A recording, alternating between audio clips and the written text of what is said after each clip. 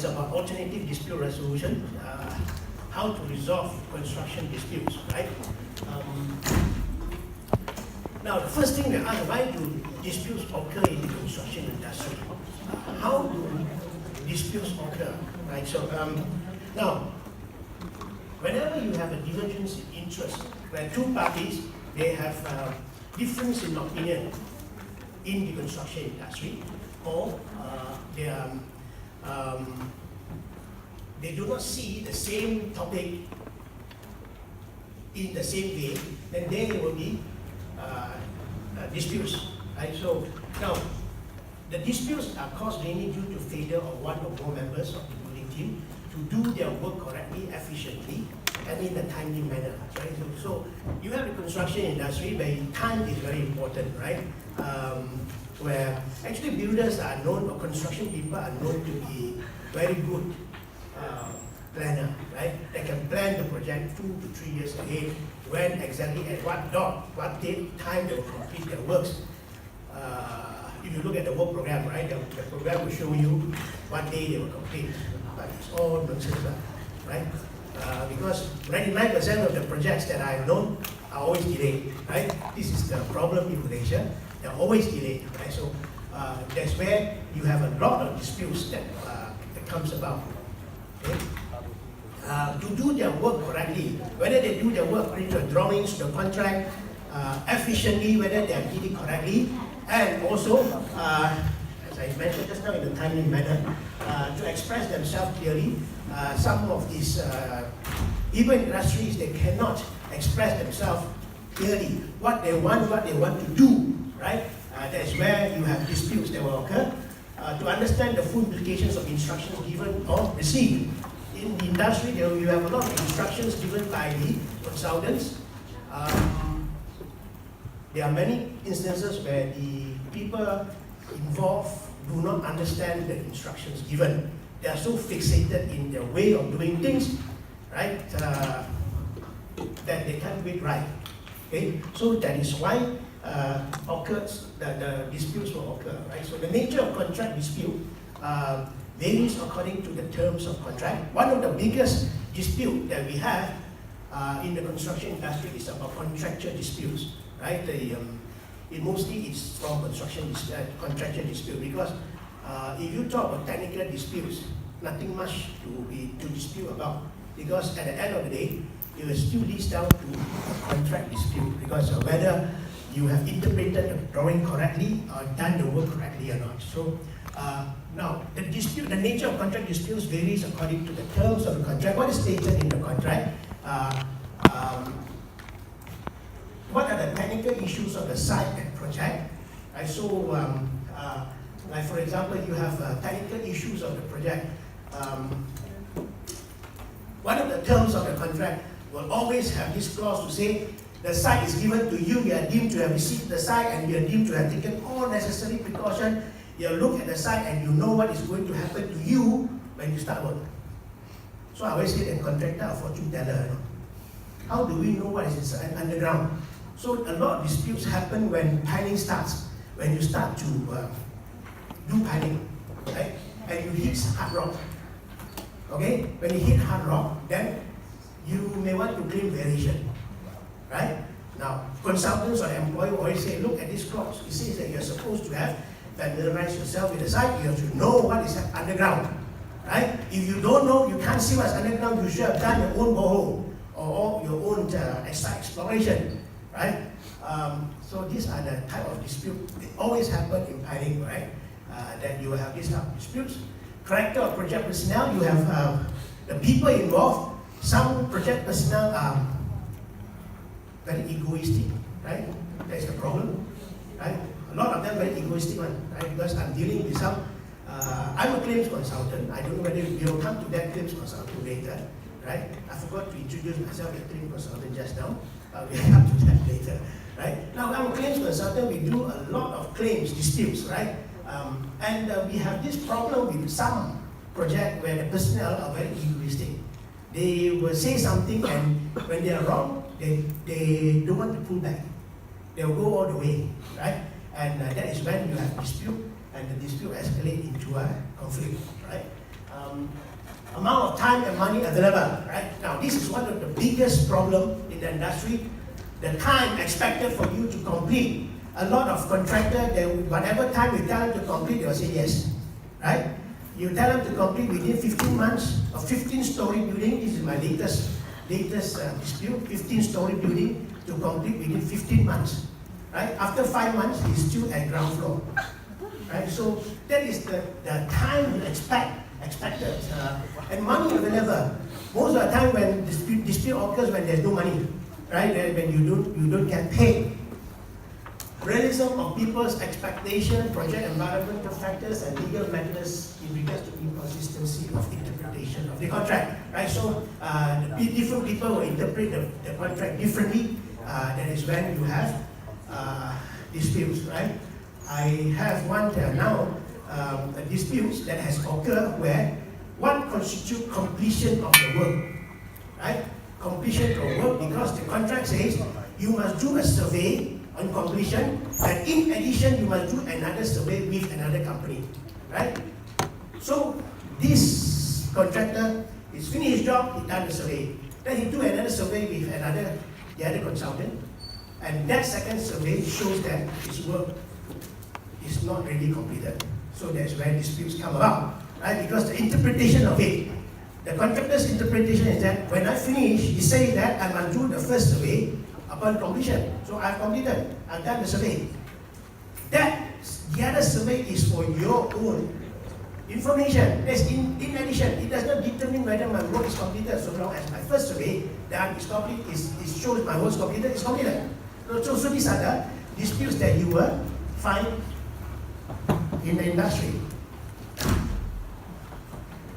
Now, when there's any dispute, it's very important, the dispute must be settled quickly and fairly and amicably by the building team, right? But it is not always the case, right? So when it fails, then you will need to have some sort of a dispute resolution mechanism to resolve the disputes, right? So very important thing is that you must resolve the dispute. On the side, disputes are resolved every day, actually, right? Because whenever, like for example, you go on the contractor, he wants to concrete, you do concreting, right? His ground beam. I'm sure you know what I'm saying. All this technical. Yeah. You're a final year, I think you should know, right? When you want to do concreting, you must send in a request for inspection, right? It's not RFI, right? I think it's the same thing, huh? So you ask for inspection, and the site supervisor will go, site coordinator will go, or clerk will go and inspect your works, and you'll find your links, measure the links, instead of 200 mm center to center, you have 150 centimeters and you've done 180. So what happened? You ask them to change, and then the contractor will say how to change. There are thousands and thousands of links. How to change the links, right? Then there will be some negotiation or whatever, because that is one of the mechanism of dispute resolution. And on the side, maybe they can resolve it. And this is what you should aim to do, to resolve it quickly on the side, right? By what? By either changing it, which is a big problem, or you add in some links or some rebar or whatever, to satisfy the condition, right? But some clerk works they don't accept. They want exactly as what is shown in drawings, and that's when disputes will occur. Okay? All right. Now, dispute resolution can be either adversarial or non-adversarial, right? What does it mean? Adversarial means that where the parties are not on talking terms already, right? They are fighting, they are going to court. The other type is that it is non-adversarial, where both parties are still on talking terms, right? They can go to Mamak's store and drink something tarik and talk over it, right? So these are non-adversarial type. Now, we talk about litigation. Litigation is not ADR, right? That is the traditional form of settling dispute in the industry, right? What is litigation? You go to court, right? That is the most traditional way to settle to settle the dispute or to seek remedy for the dispute. Okay.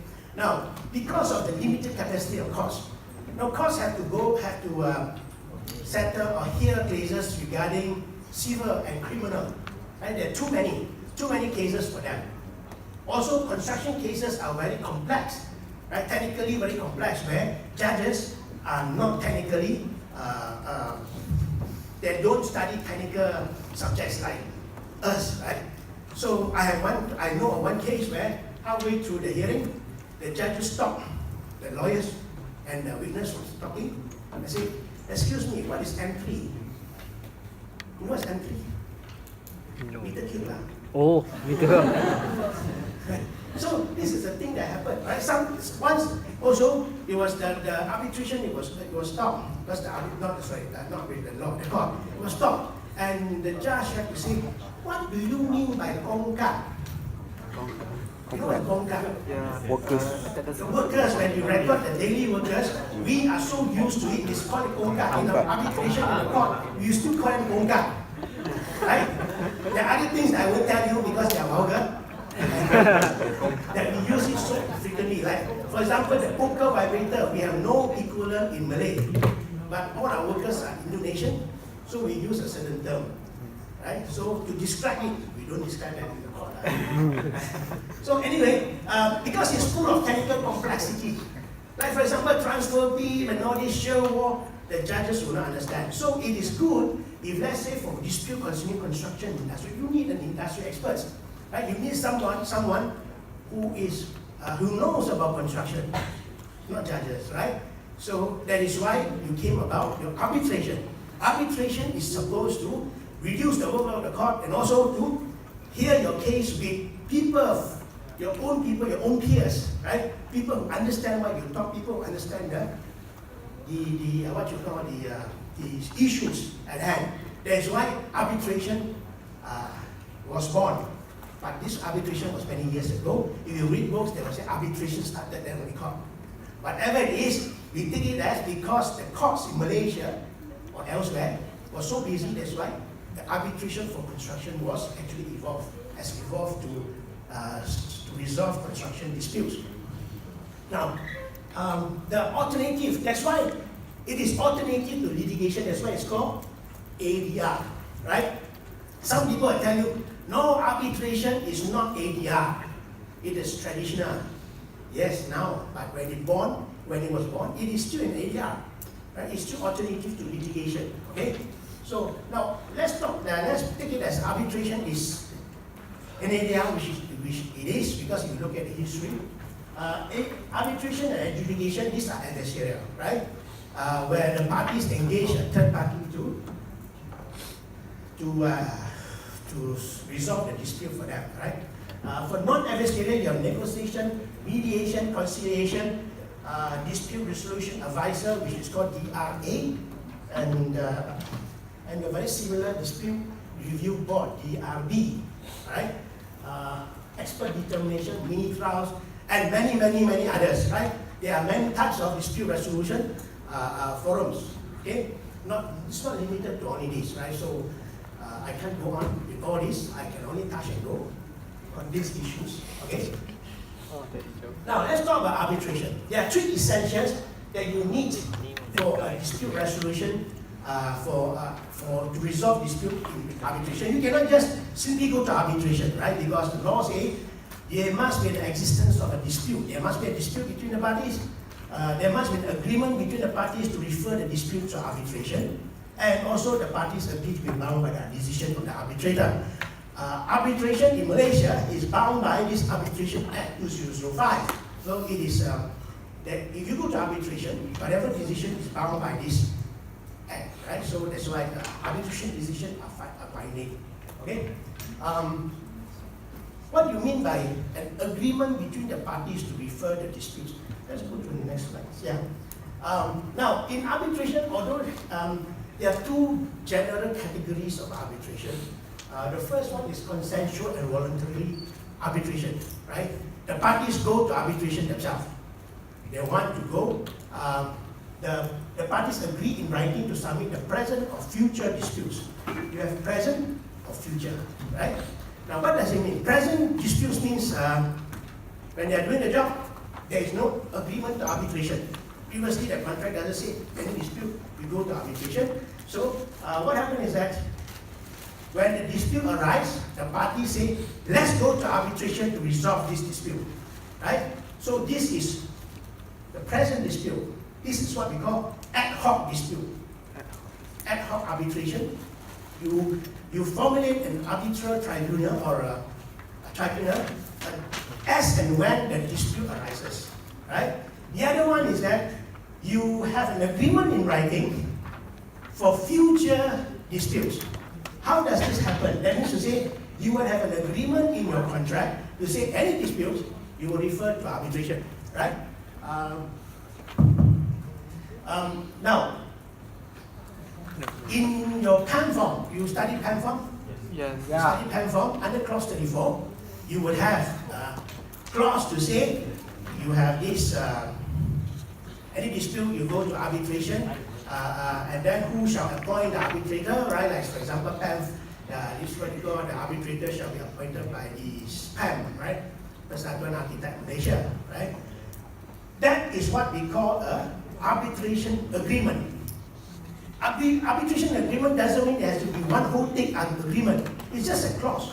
It refers to an agreement by the parties to refer the dispute in future, should it arise, to arbitration. Right? Now, if you have the arbitration clause, you cannot go to litigation. There are certain restrictions, right? You must go to arbitration. That one we will not talk about it because it's too in-depth. Right? So the other one is court-ordered arbitration. Even when there's no agreement between the parties to go for arbitration, the court can still order the parties to go to arbitration, right? Because this happens a lot nowadays. You have a contract where it doesn't say you go to arbitration. What does the party do? The party will go to the court, litigation, right? Unless the parties then agree to say, hey, let's go to submit our disputes to arbitration, then that becomes a ad hoc arbitration, right? Now, if let's say there is no, they will go to the court, they refer to the court, and most of the time judges will say, this one construction case, why don't you go to arbitration? It happens a lot, right? So I have done many cases where he goes to court and then he went back and remitted to arbitration, right? So it happens, and these are what we call court order arbitration. This is under Order 69 of the High Court rules, right?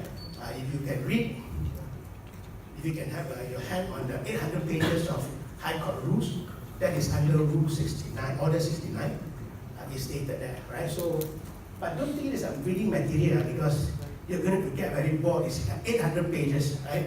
So don't try that. Right, now arbitration is a formal, private and binding process. It is a formal, it's very formal. You go to arbitration, dressed like that in coat, right? And no, you don't need to dress in coat, but you must be very formal, right? And both parties will sit on opposite side, that's why it's called adversarial, right? And the arbitrator will sit at the head of the table, and both parties argue their way, and there are certain procedures that you can do, right? Like for example, when you start an arbitration, you have to give a statement of case, the other person will reply, and then there were a lot of procedures, and there are preliminary meetings and so forth. So it is very procedural, very formal, just like a court, right? And it is a binding process. The arbitrator's decision will be binding on the parties.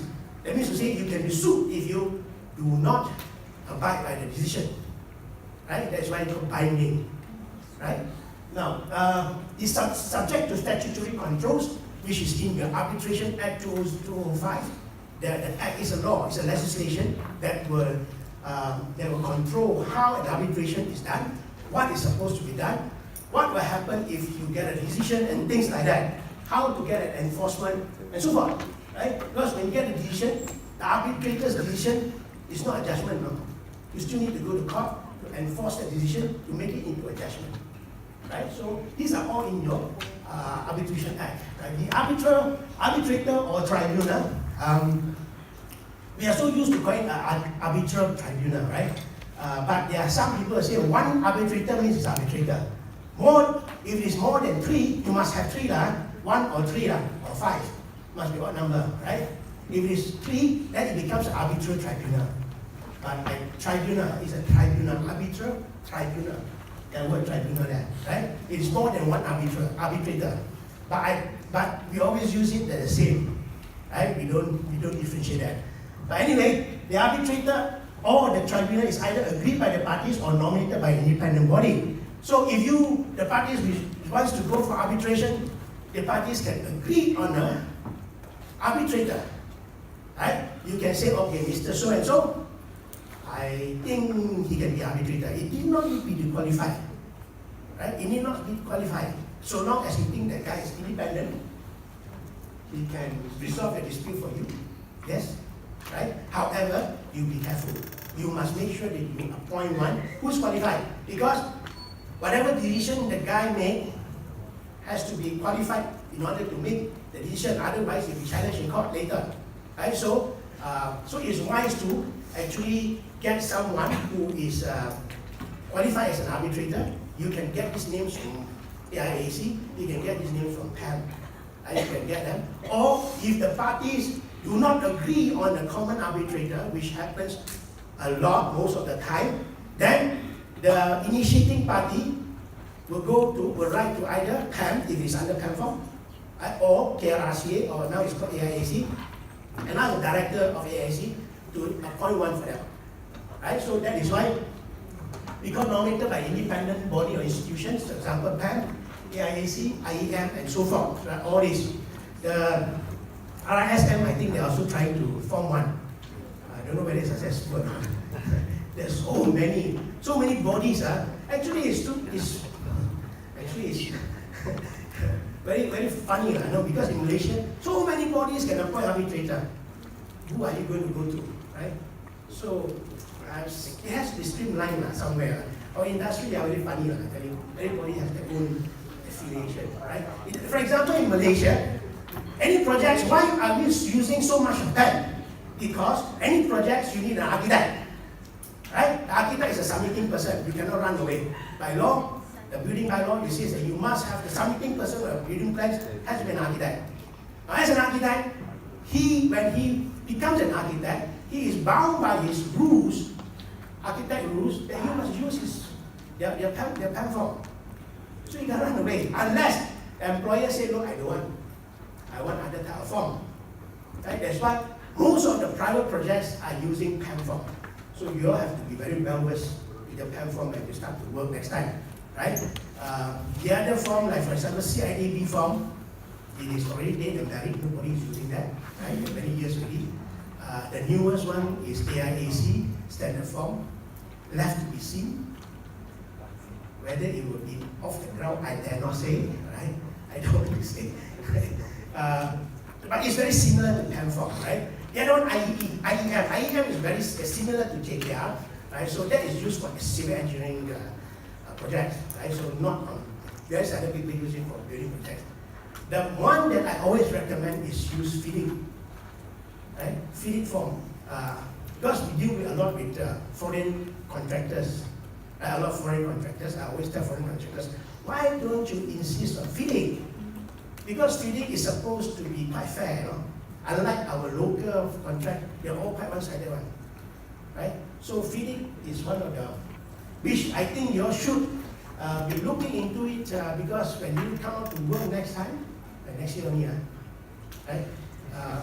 Very soon, FIDIC will be quite popular. It's already now becoming being used by the industry now, FIDIC. But they change it slightly here and there, change it, but it's still the basis of a lot of contract, right? I've dealt with FIDIC, a number of cases in FIDIC. So good that you all know about FIDIC, right?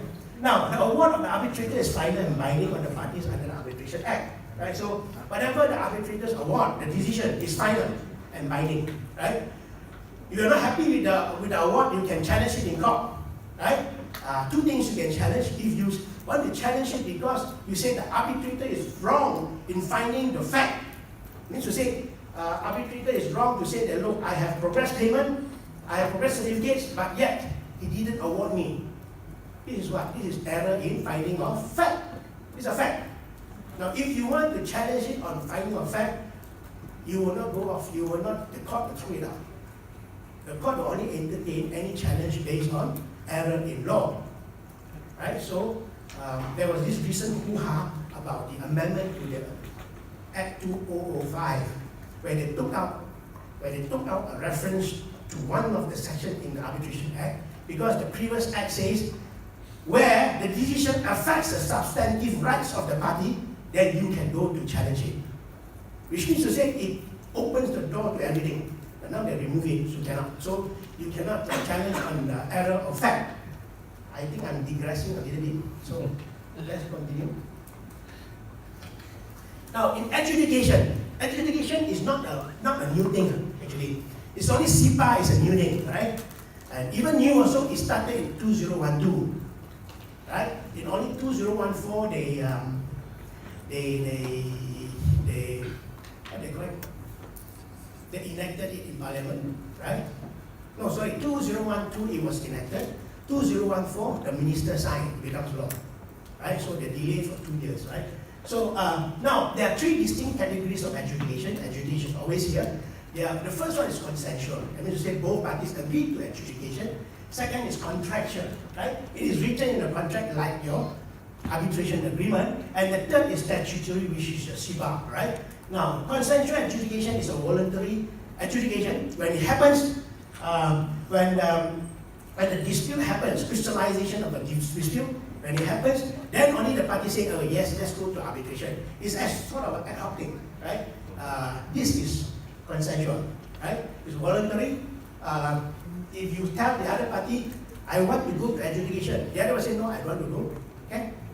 Because it's voluntary. You cannot force a party to go to adjudication, unlike CIPAA, it's statutory. You cannot run, right? Statutory is different, huh? Now, contractual is an express provision incorporated in your contract, right? Example, your clause 24 in your PAM form, where it allows adjudication to be a condition precedent to arbitration for dispute concerning set-off, right? Any set-off, you know what's a set-off? Yeah. Set-off is that if let's say employer says, hey, Mr. Contractor, I got invoices here, I've done some work because defective work, I tell you to do, you refuse to do. Right? So I get a third party to come and do, and this is my invoice, this is my bills. This is called set-off. Right? Set-off means I have, the word in construction industry is what is back charge. Right? Back charge. Actually, this is not an English word, but somehow it became an English word nowadays. Right? Back charge, because they say, I charge you. Wow, I back charge you. That is how it came about back charge. Right? So now the word set off under PAN form, you cannot just simply set off against a contractor. You must give him notice and tell him what are you setting off, what's the amount, right? You look at clause 24. Then if the contractor dispute, the moment he dispute, which is most of the time he disputed, then what happens? You must go to adjudication. The adjudication is specified in your contract, and that is not CIPAA.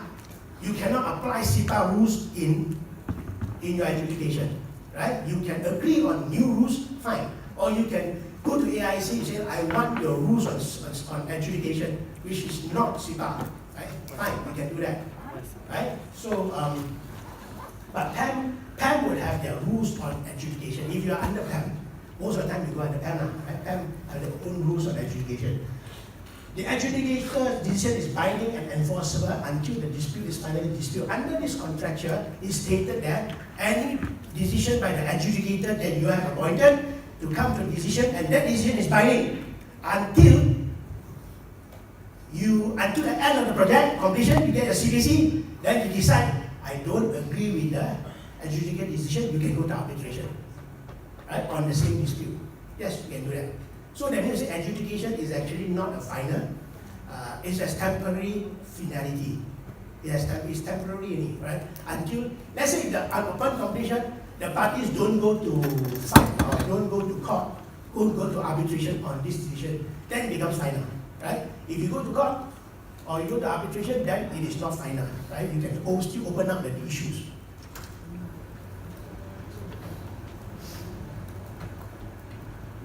Now, the third type of category is called the statutory adjudication. This is one of the newest regimes in Malaysia. where it's mandated by law and compulsory in building contracts by way of the Construction Industry Payment and Adjudication Act 2012. There's a way to pronounce it, right? I remember when this in 2012, when it was first enacted, a friend came to see me and said, "Hey, you know there is a new law in Malaysia." I said, "What law?" "No, the CIPAA law." Please pronounce it properly. CIPAA, right? Not CIPAA. So it's CIPAA, and you go anywhere in the industry, it is known CIPAA is statutory adjudication, where it's compulsory. If one party brings you to CIPAA, you cannot run, right?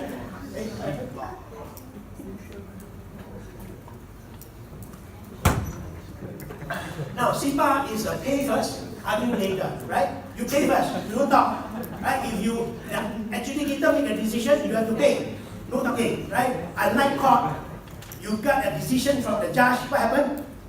The lawyer said, "Hey, wait, I'm going to appeal. I lose, I appeal some more to federal court." Right? You know the court system here, you go to a high court, or if it's below 1 million, you go to the session court, right? You lose, they say, "Okay, I appeal to a higher court." They appeal, you lose again, appeal some more to court of appeal. Right? Appeal some more, they go to federal court and appeal. That process will take how long? Yes. Easily 5 years old. Right? You go all the way to federal court. Right? By the time the contractor will be ID, right? He lose his pants and no money. Right? Why you sue them? It's because of money. There's no point suing them for what? Construction dispute, whether the link is like that or the band is like that. No point about this name. It's all money, right? It's not all about money. Okay? Now, CIPAA is actually to facilitate payment and cash flow. That is the most important thing, right? Cash flow. A statutory process where the parties can demand payment for work done and services rendered from the temporary binding decision. The adjudicated decision is temporarily binding until the parties go for arbitration or litigation, right? So depending on the contract. Now, adjudication under CIPAA is only for payment. Now, please remember, it is not meant for defective works, although it leads to payment, right? But you cannot take a CIPAA claim for defective works to rectify defects. It must be for payment because you didn't get paid. There's no payment. You think that you are entitled to payment, but you are not paid. So that is only for payment. You also cannot go for extension of time, although again, extension of time links back to your LAD, also payment, right? But a lot of adjudicators nowadays say, I don't know, they're very free. When the payment claim comes, they have adjudication and they have an extension of time claim as well. To me, I say, why should I look at the extension of time claim? Because it is not under the purview of CIPAA. So long as there's a CNC issued, right? There's proper notice given, then you should allow the employer to impose LAD. Why must you go and look at the extension of time and see whether or not there is time at last or whether there is extension of time to negate your LAD or to reduce your LAD? That is not your job. That is the job of arbitrator. Let them go to arbitration. Your job is to see certificate is out, whether payment is entitled, you pay, you make a decision. Right? Because you have no time because you only got 45 days. I don't know whether you know about CIPAA. You're not well versed. This is one of the newest thing and very important because in the industry nowadays, everybody shouts CIPAA, you know. Everybody shouts CIPAA and the employer gets scared. Right? Because why? 91% of the cases are won by claimant, contractor. Right? Because it's very obvious. Certificate out, employer want to pay. It's always the case. Right? I've done all my CIPAA cases to say I've all awarded to the claimant, right? So that's why 91% is won by claimant. Why? Because the attitude of our paymaster, our employer is that they don't want to pay. That is the problem. Right? It's always the problem. Now the parties can choose their own adjudicator, same thing like arbitrator, they can choose their own adjudicator or they request AIAC to choose an adjudicator on their behalf. Right? I'm an adjudicator. I get appointments on and off from AIAC. I'm also an arbitrator also with AIAC. So I also get appointments as arbitrator. Right? So they will appoint. Most of the time the parties will not agree on a adjudicator, because they think that our perception is that if you propose the name of adjudicator, that one must be your friend, cannot, bias, right? So that's why they say, okay, let the third party appoint one. And then when the AIC appoint one, you'll find, this face I don't like. This student just came out from school only, right? Things like that, no? Because you'll be like playing lottery. If you ask AIC to appoint one. So the trend now is that they want to agree themselves so that they can know for certain who the adjudicator is, what's the standard adjudicator. Because before you appoint one, you ask the adjudicator for his profile. So you have gone through his profile already, right? So negotiation is discussions are held between the parties using a range of techniques, such as concession and compromise, ranging from concession and compromise, right? Negotiation is the compromise, right? That's give and take, to the point of what? Coercion and confrontation, right? Which happens when you have an employer who who would impose his wishes on the contractor, right? That is coercion, right? Coerce him to agree. I want you to agree this one. Which this one will feature in later in my talk, because I have a sample of a real case that I want to share with you, right?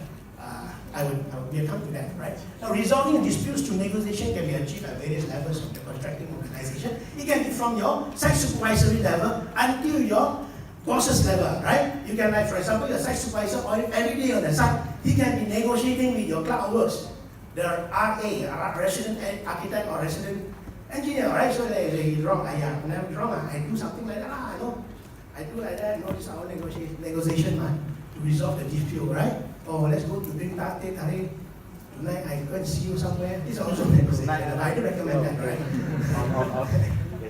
These are all tactics also, right? Right, it's a private and voluntary and informal process without any procedural formalities. You don't need to write to the other parties, please meet me at which restaurant, at what time, to discuss on this. The agenda is 1, 2, 3, 4, no need. Right? It is very informal. Just tell him, hey, let's go and resolve this. Bring him to the mama shop, you can also resolve, right? It's very informal, right? Without any procedural formalities, and it can take place anytime at all, right? You don't need to set a time. You need to give notice to the other party. No. Arbitration, yes, you need to do that, right? So negotiation may continue and usually does when other forms of ADR are progressing, right? So negotiation, it always happens. When you have, let's say you go to arbitration, there will still be last-minute negotiation between the parties to try to resolve it instead of going through the whole process of arbitration or litigation, because that is very costly. Arbitration is very costly. One of the reasons why adjudication came about, CIPAA came about, is because of the cost of arbitration nowadays. Last time it's supposed to be cheap and fast. That's why it was supposed to replace the court. Court last time took 3-4 years.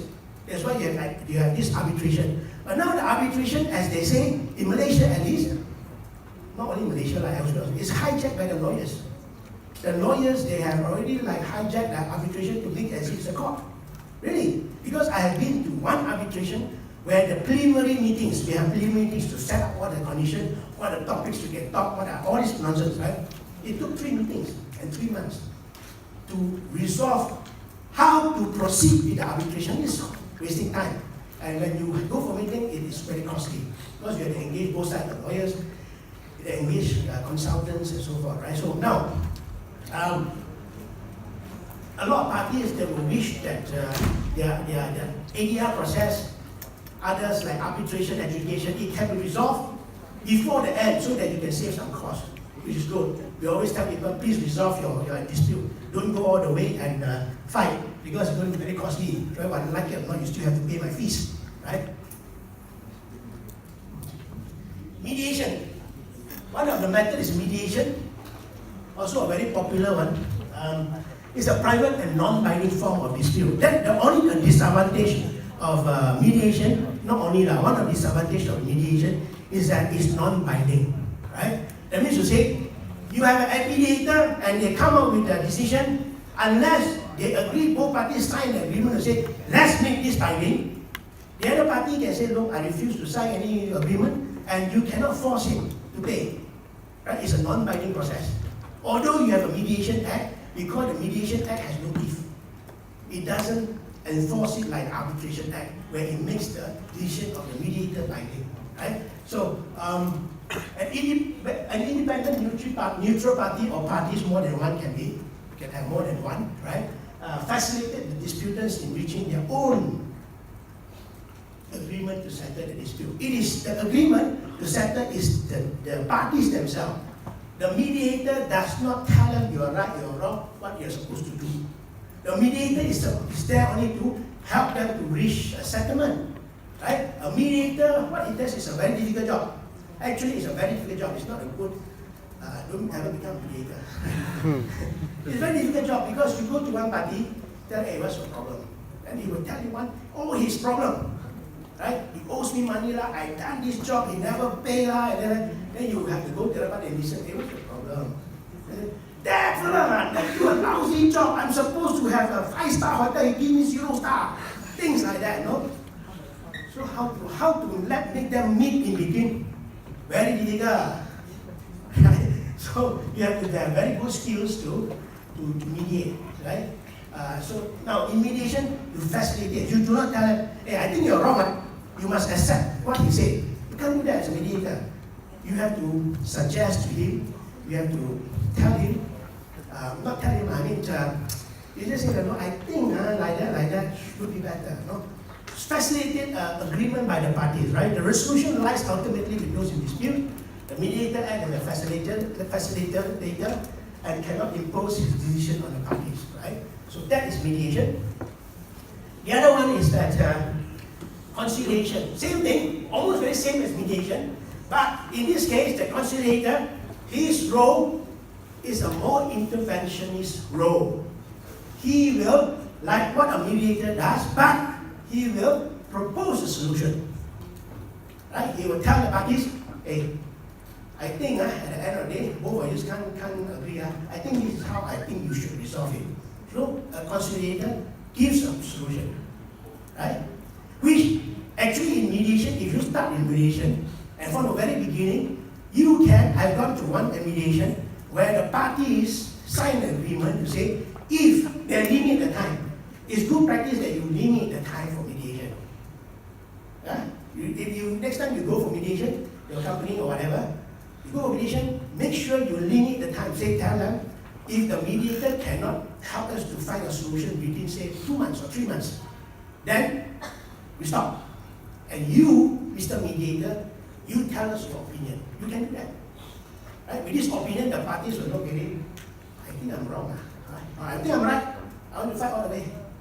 Either way, right? So that can happen, right? So in conciliation, it is evaluative, while mediation is facilitative, right? So the next one is your dispute resolution advisor. This is very popular, not here, right? It is not here. Popular elsewhere, in Hong Kong, yes, right?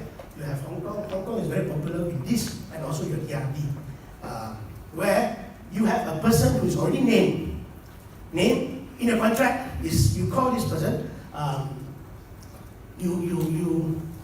This person is already made known to both parties. Both parties agree. You appoint this Mr. A.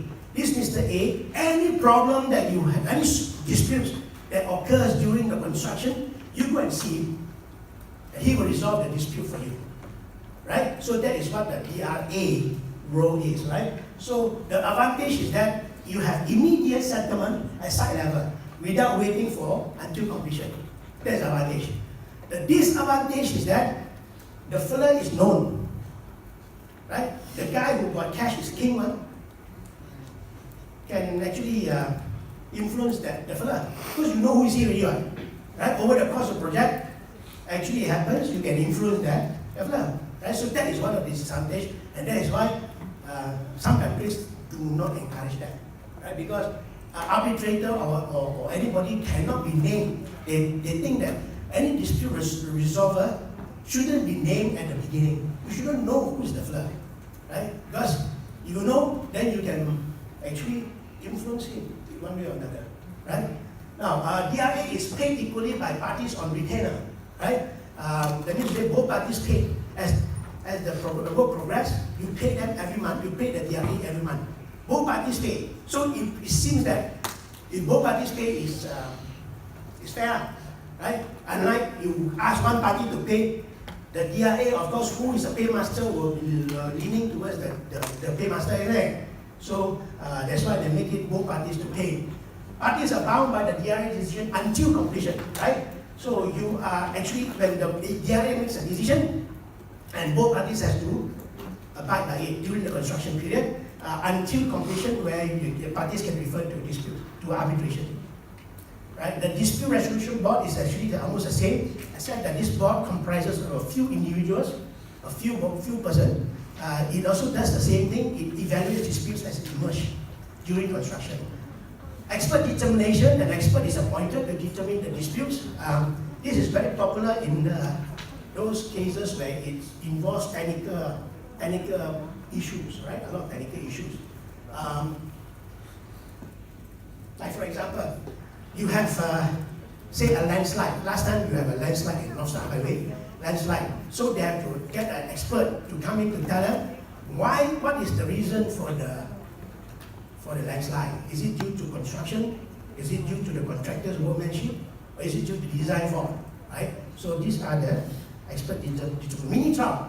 Mini trial is one of the matters also. It comprises just like a court where the judges are actually the bosses, the executive of the company, where both parties will voice out what are the grievances, what are their problems, and the boss themselves, of course with the help of facilitator, you can ask a facilitator to come to help you, and the bosses themselves, actually not boss because it's no good to get a boss in facilitator, senior management, because anything wrong, the boss still say, hey, I don't agree. So you don't get the boss has the last say, right? So you get the senior management to decide on the dispute. Okay? So these are the few things that I brought up in ADR. Now, how would you, as a QS, feature in ADR?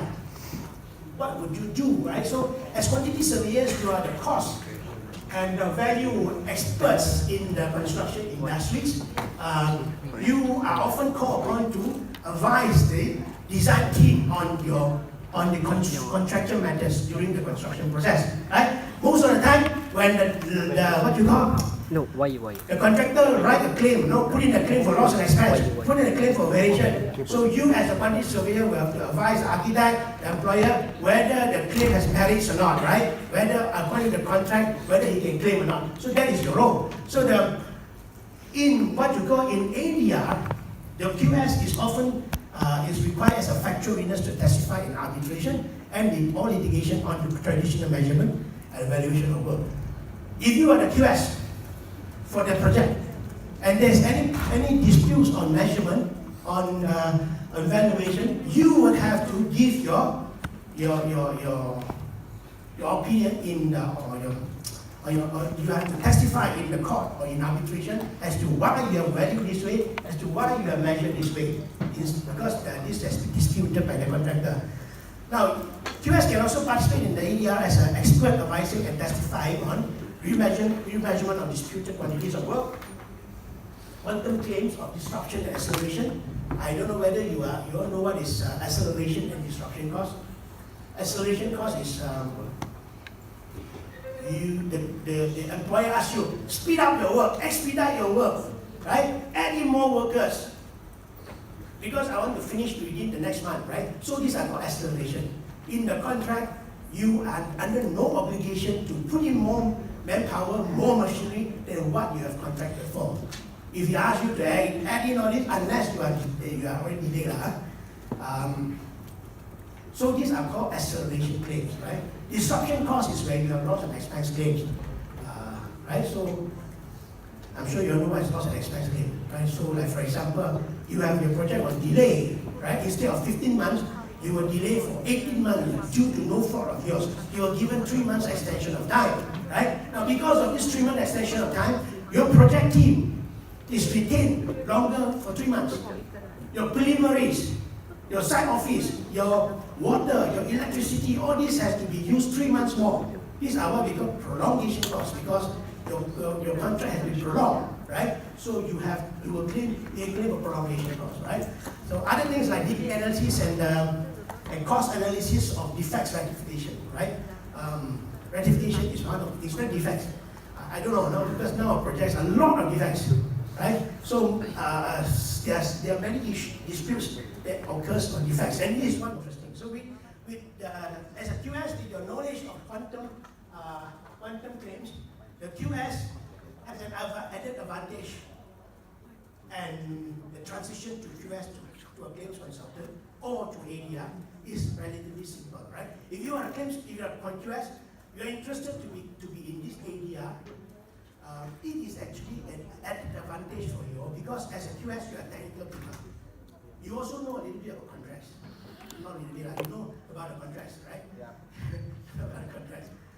Now, I mean, it doesn't mean that you just like QS and then you become a claims consultant. It's good that you go for further studies on the construction law, right? Then that become you're better equipped. But what I'm trying to say is that most of the time in courts or in arbitration, lawyers doesn't understand the technical aspect of it, right?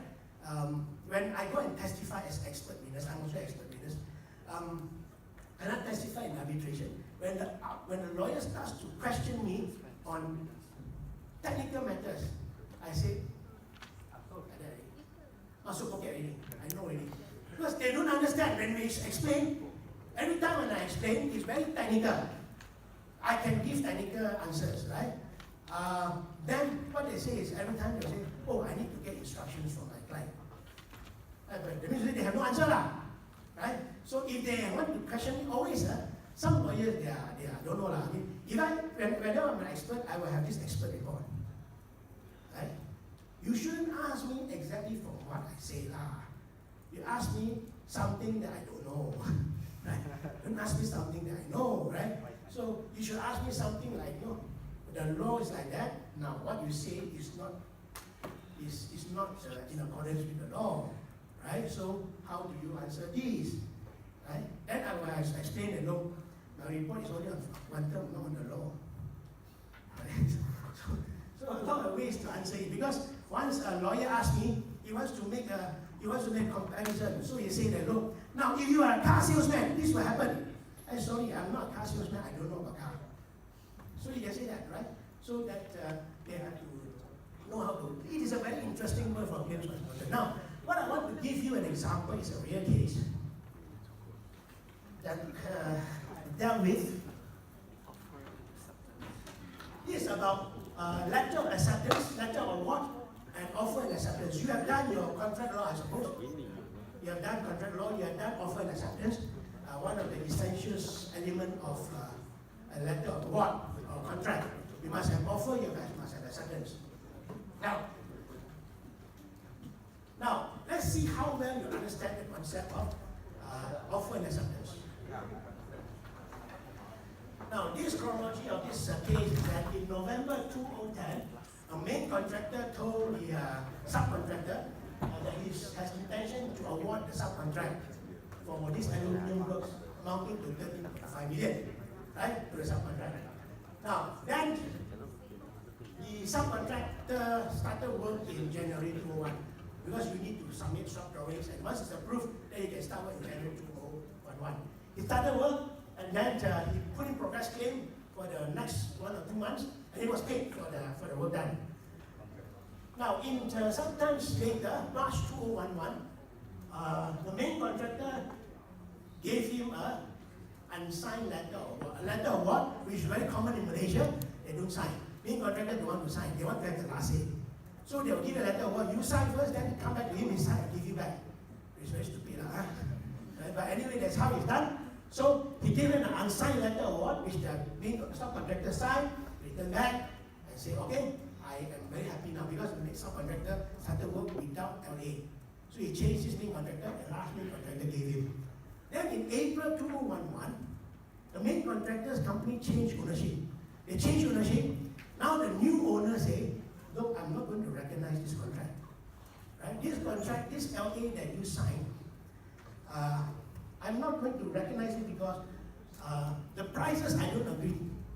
I mean, he has grounds to suspect, because this guy, the old owners want to sell his company, and then suddenly award this contract. Probably like hanky-panky, but let's not talk about that, right? So the main contractor disputed the LA on the grounds that the LA was not signed. The LOA was not signed, and therefore there was no contract form. I didn't sign it, there's no contract form. The previous owner was not authorized to accept the revised offer and accept the offer, and the rates and prices in the LA were not agreeable by the new owners. They say, look, I'm new. Whatever you agree, the old owner is your problem. Now I'm a new fella. I don't agree. So that was the basis that they disputed the LOA. Now the subcontractor demanded a compensation of 3.2 million because he already started work. They say my work done is about 3 million. He wants to be compensated. Of course, the main contractor refuted that. Right? He said, no, I have no contract with you. Right? There's no contract signed.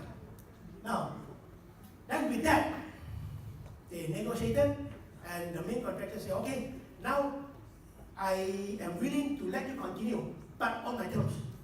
So the main contractor issued a second LA. So the subcontractor, I already done my job, my head already wet already, must go my spell. So the subcontractor said, okay, accept, since there's no contract because of the first LA, he accepted the second LA, he signed. Right? So the work will carry on. Few months later, the main contractor went on a holiday to China, right? Among other things, right? He went for holiday. And he found out that the material supplied by the Chinese man very cheap. So he decided that, look, I buy the materials from China, I give you labor only to do, I still save a lot of money. So he came back, he told the subcon, I'm only giving you the labor only installation. You go and coordinate the works, you supervise, I give you 3 million only. From 13.5 drop to 9 million, drop to 3 million. Wow, so good profit. So the subcon this time smart. Say, okay lah, I give, but he doesn't want to sign. He don't sign. The main con sent a supplemental agreement from his subsidiary, through his subsidiary company, issue a supplemental agreement to amend the scope to 3 million, right? To only labor only. So the subcon said, okay, I accept, but he didn't want to sign. Because he said, look, I don't sign, then next time I can dispute. Right? So he took the main contractor.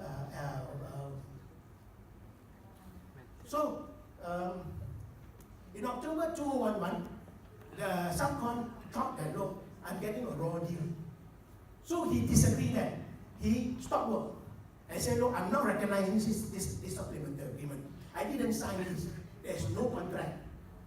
Right? So, because the supplemental agreement is not valid, I want my 9.9 million contract that was signed earlier. Right? So that's what we want.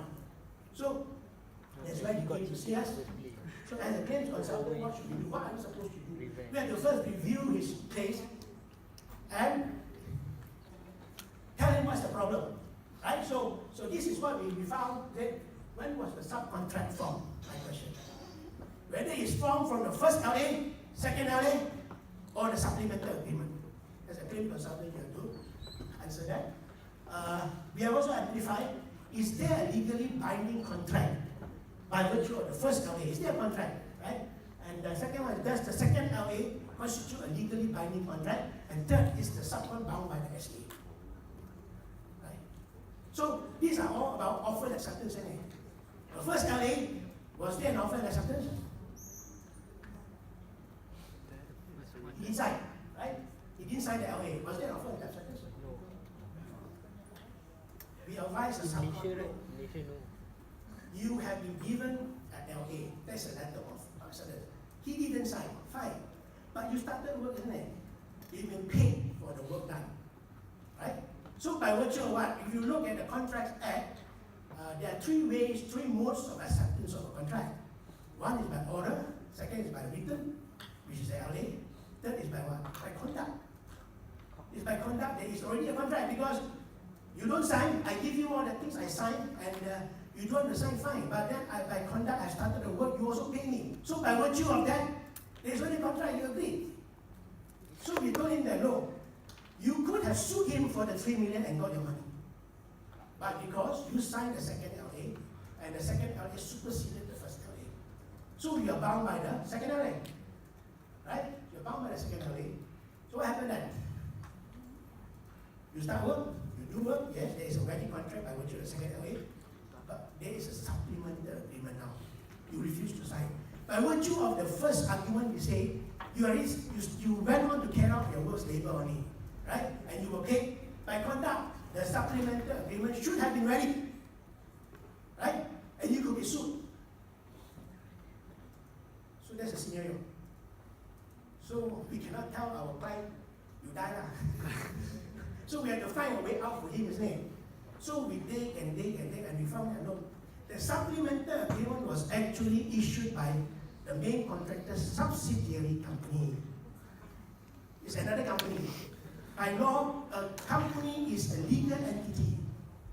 It doesn't matter who are the owners. Right? A different company has its different identity, different entity. Right? So that subsidiary agreement has no legal status to issue a supplement to vary the contract. The second LA is a contract. To vary the second LA, he has no authority. So by virtue of that, we say, look, you get out of jail free. Right? Because the supplementary agreement was actually issued by the subsidiary company, which has no legal status, to amend the contract. So you do not need to abide by the supplementary agreement. So you didn't sign, you didn't abide, fine. It's okay, right? Because it's not valid and no effect. But you are still bound by the second LA, and you stop work. You'll be sued. So we say you quickly go and negotiate with the main con, get an amicable settlement, otherwise it is sue what. Right? So he went and discussed, and then they got a settlement, commercial settlement, win some, lose some. Right? He didn't get what he wanted at the end. So that's the moral of the story, right? So that moral of the story is that in the industry, a lot of people doesn't understand what is the acceptance, what is the formation of contract. When you don't sign a LA, doesn't mean that there's no contract. By conduct, there is already a contract, right? And with that contract, if you say, oh, I didn't sign, there's no contract, I'm not going to honor it, they ask you for trouble. Okay? Now, that's what we do.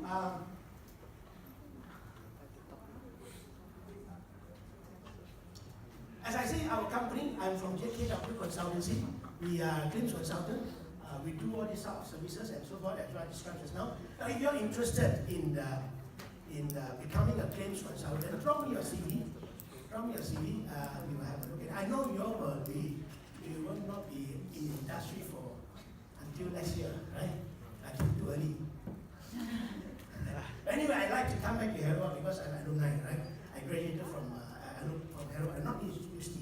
At that time, there was no such university yet. How I wish there was. We were having our classes in those rented premises, right? Okay, so that's all I thought. So any questions that you need to ask, that you want to know, or if you like me so much that you want further talks, let me know what are the topics that you want.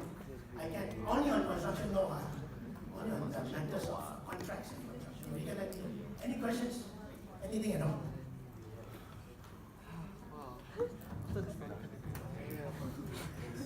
I have a question nak tanya. Actually about order 69. Now he can hear me. Oh. Yeah. Well, hi. My question today for you is actually based on the order of 69. Based on your experience, actually, what kind of cases that falls under order 69? Only on construction cases, where the judges think that is better to be dealt with by an expert, by somebody who is an expert in construction, right? For example, arbitrator or architect, engineers or QSs, they would be in a better position to decide on construction cases.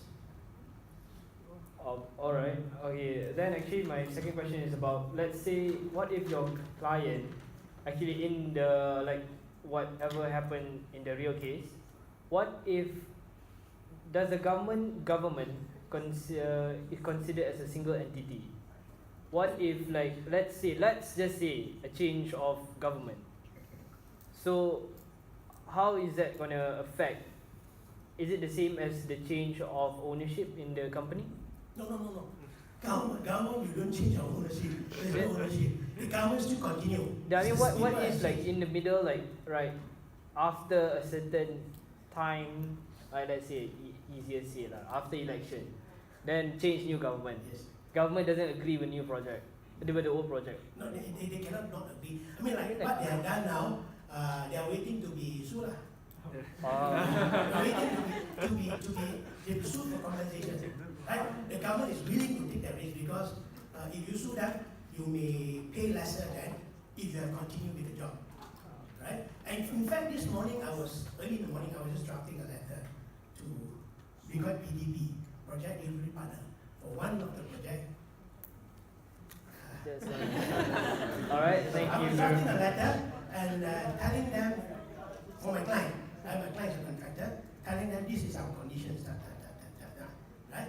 We have to first set out our conditions, right? Why we think that we are entitled to be paid, right? It's just like a letter of demand. There is a starting line. We don't go letter of demand. We don't offend these people. Most of the time, these people are very egoistic, so don't put it very nicely. Alright, just want a clarification on that. So, I mean, the government may have actually negotiated. What we read in newspaper may be half of what is actually happening. We don't know, right? So they may have negotiated because in this world there are a lot of what we call posturing. Right? Everybody show the teeth. Right? They don't tell you anything, right? So they may be just telling part of the story and say, look, see, who am I cancel the contract. But at the back then they have been paying. Right? So there will be compensation claim.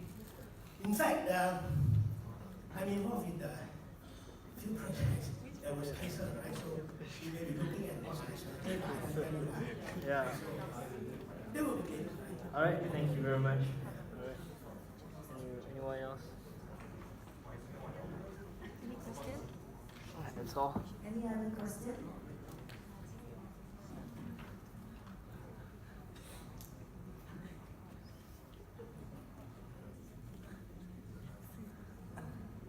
Okay, thank you, Mr. Ho, for the information. My question relates to what the students learn in the class. One of the scenario that we discussed is about where, similar to the sample that you mentioned, whereby a letter of awards that was given, you mentioned that it was not signed, but action was taken as if there is a contract. In our situations, there was no letter of awards. It's only verbal to let you start with the work, and the contractor acted accordingly. So in that particular situation, is there a contract? Now, as I say, according to Contracts Act, there are three modes of acceptance: oral, written, and conduct. Oral is still a contract. The only problem is it's difficult to prove, right? However, you say you're carrying out the works, there is a contract. But the only problem is based on what terms? There's no terms. They know that they have done the work. You ask me to start the work. If you think that there's no contract, you don't want me to continue the work, you should stop me. But you didn't, you let me continue. So there is a contract. But based on what are the terms? What are payment terms? What are the construction, whatever? What are you supposed to achieve and so forth? Now, we talk about payment, right? What are the payment? Of course, when you do works, you cannot do it just like that. You must be drawings. So the construction terms is there. Now the payment, very important thing, payment. So if you don't have terms, chances are that you will base on quantum merit. Quantum merit means is that based on what is actually worth. So you get an expert like on this sphere to come and evaluate what is the value of work done. Right? That is what we call quantum merit based on market rates. Alright, thank you for the advice. I think that's what we discussed. Yeah. Yes. No, I mean.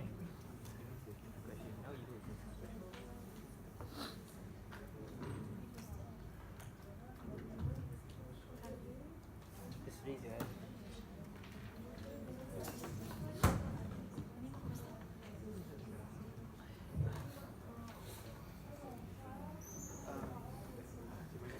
is arbitration and mediation can be combined together, since mediation is a non-binding form, and which arbitration is a binding form. Can they be combined?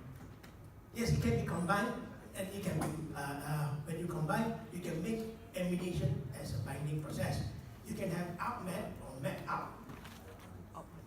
Up-met, means to say you do arbitration, halfway you do mediation. Certain issues that you think can be resolved by mediation, you go to mediation and come back to do arbitration, which is called up-met. Or you can do mediation, and certain issues you say, hey, I cannot leave it to this mediator to decide. Let's go to arbitration on certain issues, right? To decide, and then after that, we come back to the mediation, which is called up-met, right? I'm doing one which is met-up now, right? We went for arbitration, met-up, MED-ARB, right? Met-up, mediation arbitration. Wow. Right? So we started on mediation.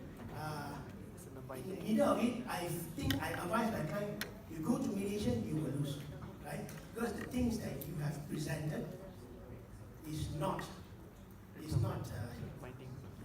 going to be in your favor. I said, look, but there are certain issues that you can find it out in mediation, in arbitration. So let's go to arbitration, right? So, yeah. Good question. Why you dumb question? It was a good question.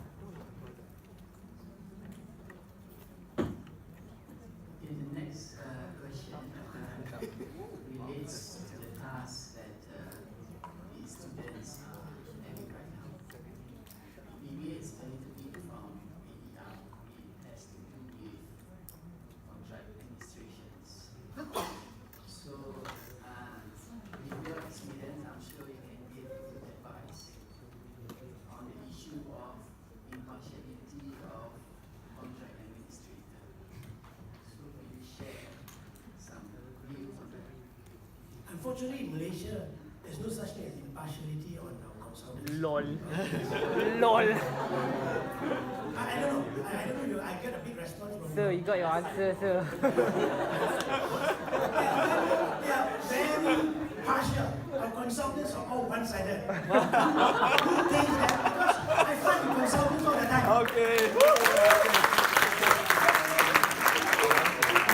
I'm sorry, I don't know with parents or whatever, we are consultants. I know Diane is a common consultant. They are not impartial at all. I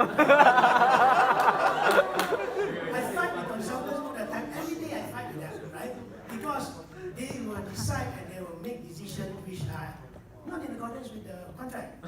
Whoever pays them more, is it? They will tend to cite the Client. client who, because they pay the fees. Right? Why? Because why I say so, there is one big developer in town that not only one, many nowadays. This started from this guy, shorty guy, I won't mention him. He is a very celaka. Now what he did was, he signed contract with one consultant and tell consultant, any variation, you pay. Because when I give you my design brief, I want this one. After that, you will do the work. Why is there variation? I didn't order anything. If there's any variation, it's your fault. The design fault. Otherwise, should I pay? So any variation, you pay. So which is why all the consultant, when they design something wrong, and they ask contractor to change, when the contractor claim, they will create all sorts of stories, right? To try to justify why they will not pay, right? I have done so many of these disputes on this issue, right? I just slipped my mind just now. There's one architect. I can't remember already. I just slipped my mind because I want to tell you the example, but I can't remember now. Just went off. Right? Is that the action of the architect who did something which is very wrong, right? Okay, I tell you another example. Right? This architect, he issued a payment certificate, right? Payment certificate number, don't know what. Then the client cannot pay. He don't pay. So what the architect did, he revised it to payment, say 40A. Revised. And then extend another 1 more month, because 3 months. So the client also cannot pay. This time, he revised again for C, 40B. As it goes on, keep on revising. So these are the actions that the Consultants Day. Why? Is to protect the client. And later we found out the client, the architect, and the clients are brother-in-law. Oh. So these are the type of action that you will find. All sort of nonsense is there in the industry. But what I can say is that Malaysian consultants are never fair. I've yet to met, except one, I met one. So far in my life, I met one only. What's the name? Who's quite fair. I don't think, he's already retired. I only met one. Right? Sad to say. I mean, probably because I'm in claims dispute. Whatever consultants I met is on dispute. So that's why I don't know, I'm a contractor for 30 years now. I know consultants through and through. I've been a contractor for 30 years. I had this issue once where it was my mistake actually. I was a contractor. We were building a hotel and plus what you call a guard tower. A guard tower, when we do, what drawings do you start off with? Structural works and structural drawings. So we construct structural drawings, we finish the structural drawings and we start an architecture. And we found that look, the roof cannot achieve that inclination because the structural drawings and the architect drawing discrepancy and the height difference. So we bring it to the architect. I said, "What for? You do it." So I said, "Look, what? I follow the structural drawing one." Then he said, "Look, there's a discrepancy in the drawing. Look at the contract.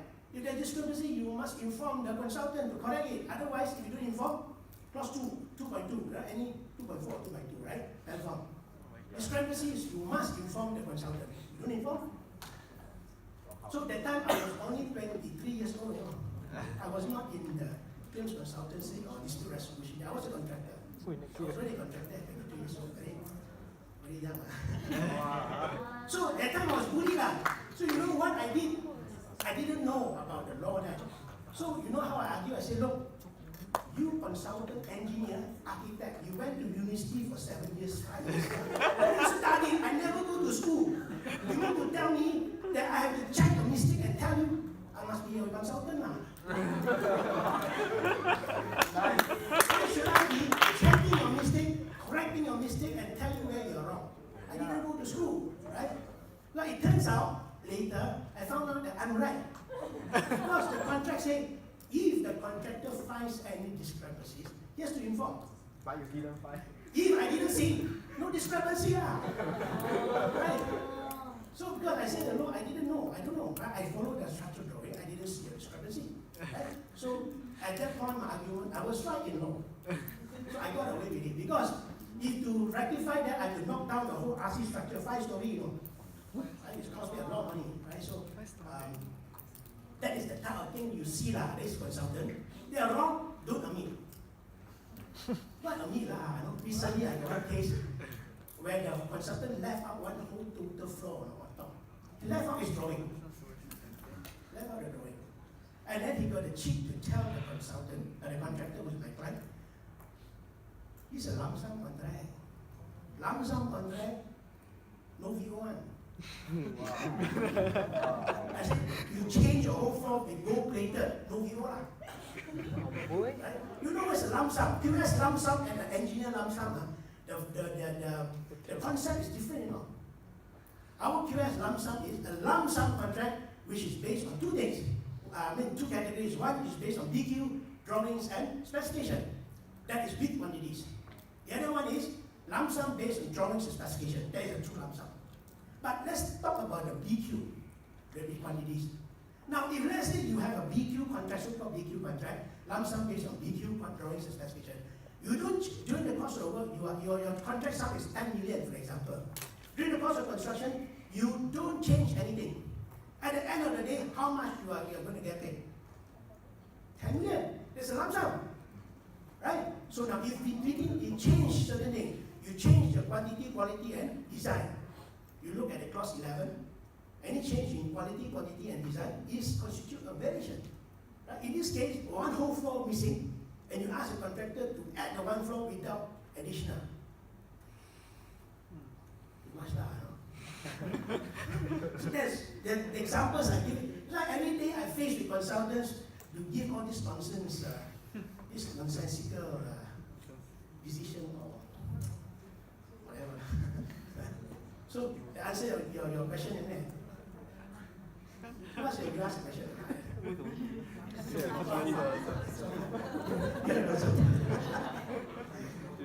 Any more questions? I mean, you can ask me those practical questions that I like to answer practical questions. I don't like to answer questions from the book.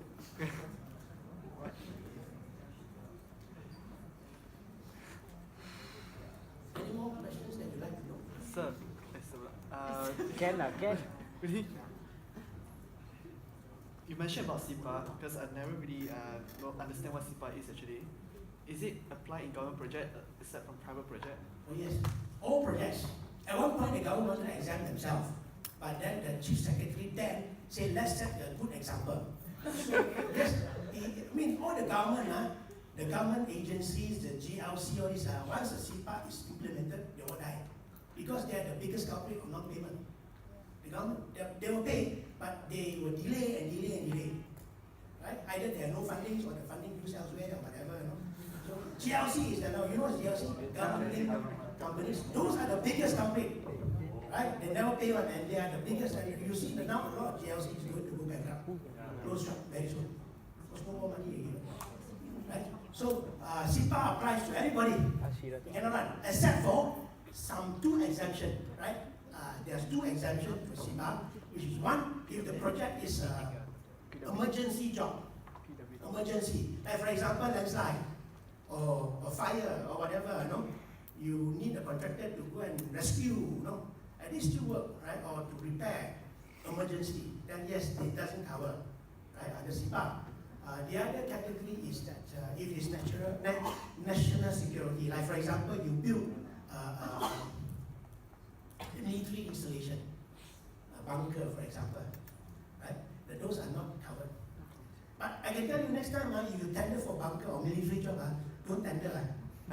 Because when you tender, you have to give your IC. For 5 years, you cannot leave the country. Wow. Every time you leave the country, you must report to them. Right? I go and go and tender for one last time. Nation bunker. I have to give them passport number, IC, and tell them, look, anytime you go out station or overseas, you must inform them. Don't get all this problem. There are plenty of jobs around. What's the difference between a CIPAA and JKR PwC? PWD. Oh, JKR PWD is a form of contract. CIPAA is a regime, is a dispute resolution mechanism. JKR PWD, of course PWD, there are many forms, 203 and 203A, you design and build under PWD. They are just a form of contract, just like a bank form. Right? So does PWD have the adjudication such as PAM?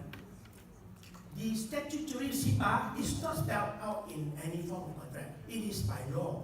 It's a statutory adjudication. It's a law that although it is not specified in the contract, you can make yourself avail to yourself to CIPAA. You can bring the party who doesn't pay you under CIPAA because it's a Malaysian law. Right?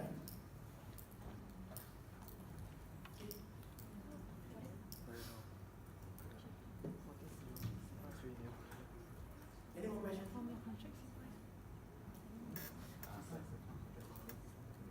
How does the Alvin. implementation of CIPAA to make sure client really pay wise?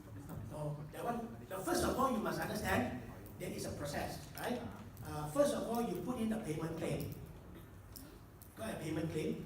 Payment claim is just you can put in a payment claim. But the payment claim there are certain restrictions. Please, I recently got a case where the joker went served a payment notice of adjudication on my client and said that no, I got a payment claim. Now the payment claim you must specify under which section of the CIPAA Act. You must say that this claim is made under CIPAA 2012. Then it only qualifies as a payment claim under CIPAA, and only then you can make use of the rules and regulations under CIPAA. Now, once you put in a payment claim, the other party got 10 days, 10 working days to reply. Right? After 10 working days, if they don't reply, then you can take a time. You can take a time to put in a notice of adjudication. Assuming I'm talking about claimant, you as a claimant, you put a notice of adjudication. Once you put a notice of adjudication, then the AIAC has 10 working days, 5 working days to reply to appoint one, and then after that the adjudicator has another 10 working days to accept the appointment, right? And then after, only you can, and then after 10 working days later, you have to put in what we call the adjudication claim. That is when the adjudication process starts, not the payment claim, right? So the adjudication claim starts. So then the respondent has 10 working days to respond. And after that, you have another 5 working days for the claimant to put in a reply. So all this process, now once the reply is done, the adjudicator then is now up to the adjudicator. He has 45 days, 45 working days to write a decision. All in all, it's about 3 months, 1 or 2 weeks, depending on which option you take, right? So it's about 3 months plus. Then the decision will be out. When to take, it will depend on adjudicator decision. In his decision, he will write. Normally, I will always give 30 days, right? Because why? The period honored is 30 days, right? But I have one adjudication case where he put in as 14 days, right? So on what basis? We want to challenge that, but I say it's too petty, only two weeks. But what I'm saying is that what is the basis to ask you give 14 days, right? There must be certain basis, But anyway, too petty on that. So then you have, say, the adjudicator say you must pay within 30 days. But if you still don't pay, right, then you have to go to court, right? They go to court to enforce the decision. And that's when all the fun start. The lawyer will start to appeal, to file a stay and a set aside, right? And they lose, they appeal again, they lose, they appeal again until all the way to federal court, right? So that process will take one whole year, and that defeats the whole purpose of CIPAA, which is why a lot of people was very dissatisfied. Because the CIPAA was supposed to be like adjudication. If you want to challenge set aside, you cannot set aside if there's an error in law. But because of the recent view esteem case, there's one federal court case that put everything upside down. So that makes lawyer, every time when you get an unfavorable decision, they go to court. So it's just now the CIPAA has become just like arbitration, right? Which is very bad, because why? CIPAA is one, casual one. You want a quick decision, you pay first, argue later. Right? Not like arbitration, you argue first, pay later. Right?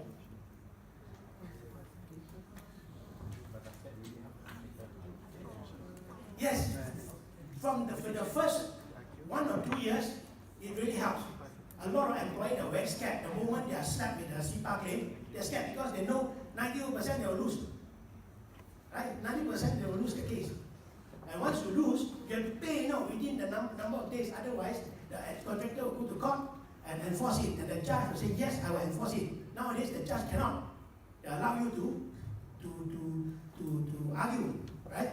So now, last time, once you go to court, the court will enforce your decision, give you a judgment, written judgment, and you can ask money from them. You don't pay, wind it out. Do wind it out. Right? Wind up the paymaster, which is the main court, or the client. Wind out. So once you wind out a company, it's very suicide, because why? They got money elsewhere. Once you wind up, when the process starts, they have no more control over their money. So they have more, normally they won't allow you to wind up. They will pay you. Right? Okay? Okay, thanks a lot, Surveyor Ho. I hope that everyone learned a lot from Surveyor Ho, and it's all his experience and real life case that he handled, right? So I would like to invite our postgrad PG, Mr. Lin San-Yi, to give a presentation.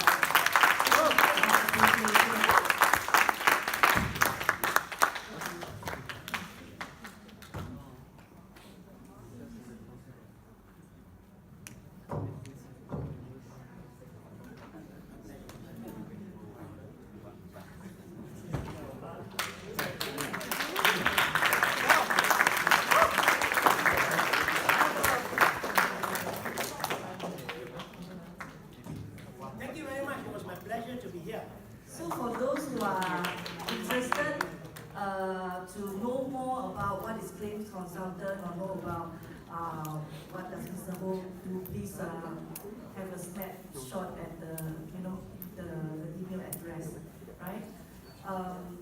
So I suppose that you will know that you will turn out to be like Mr. Ho because Mr. Ho is our alumni. if you work hard and study hard and have the right attitude. So